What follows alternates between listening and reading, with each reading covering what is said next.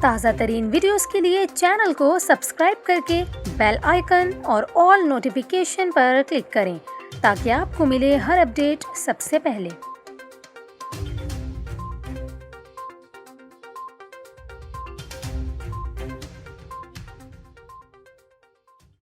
السلام علیکم، آپ دیکھ رہے ہیں نیوز 24/7 اور میں ہوں آپ کے ساتھ کومل خان۔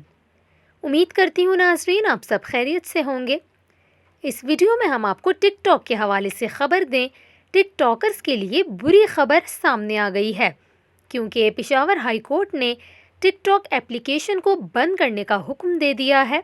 آپ کو بتائیں کہ ٹک ٹاک ایپلیکیشن کے خلاف پشاور ہائی کورٹ میں جو درخواست دائر کی گئی تھی اس پر سماعت ہوئی ہے، جس پر پشاور ہائی کورٹ کے چیف جسٹس نے یہ کہا کہ ٹک ٹاک پر جس طرح کی ویڈیوز اپلوڈ کی جا رہی ہیں وہ ہمارے معاشرے کے لیے قابل قبول نہیں ہے۔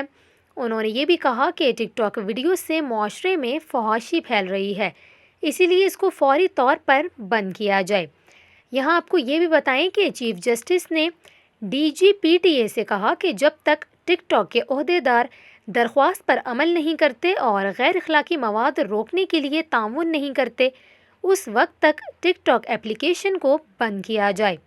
انہوں نے کہا کہ اس ایپلیکیشن سے زیادہ نوجوان متاثر ہو رہے ہیں۔ ٹک ٹاک کے بارے میں جو رپورٹ ملی ہے وہ انتہائی افسوسناک ہے۔